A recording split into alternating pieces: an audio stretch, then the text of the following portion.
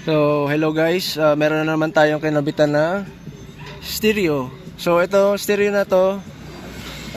In-order lang to ni sir sa Shopee. So, ito yung brand niya. Ayan.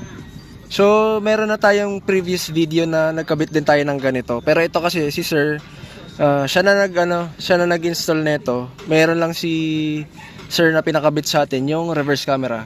Yun kasi medyo na dalawang isip siyang i-DIY. Kasi nung nagagapang siya ng wire, dun sa mic, ito dito niya pinagapang, inabot daw siya ng 1 oras. So naisip niya paano pa kaya yung reverse camera.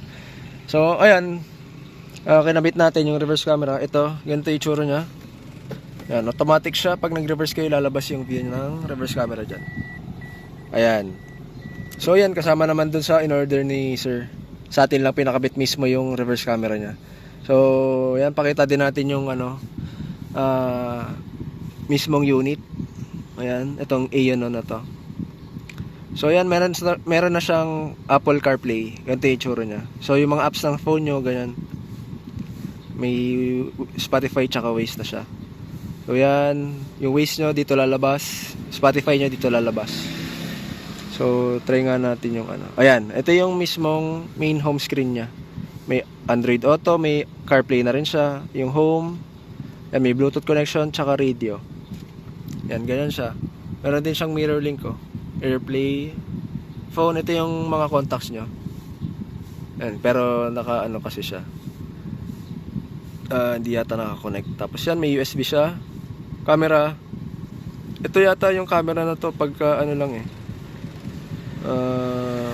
hindi naman siya yung pang 360 kasi iba yung niya. Yung module nito sa loob. Balik tayo. Yan, AV in kung may TV Plus kayo. Yan, then yung setup.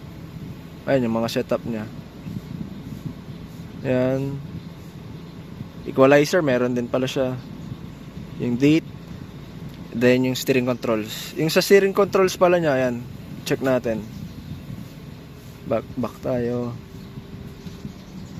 Home screen. Tayo sa CarPlay.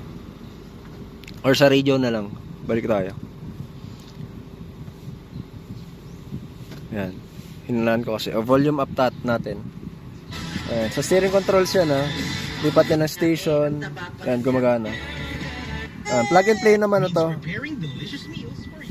Yung in-order naman ni sir, kompleto na siya with plug and play harness. And then yung frame. Kasama na rin yung reverse camera. Pero sa atin na pinakabit ni sir yung reverse camera. So yan. Sa mga interested pala and gusto magpa-install, halimbawa kung umorder kayo sa Shopee ng mga accessories like ito, yung stereo nyo, head unit, Android head unit, mga speakers nakakabit din tayo, dash camera nakakabit din tayo, parking sensor, ganyan yung mga accessories na ganyan. When it comes to electrical, ayan, message nyo na po kami sa Facebook page namin, Enteng Butingting Garage, and isa namin Facebook page, Lexus Android head unit Marikina City Branch. So yun lang, thank you.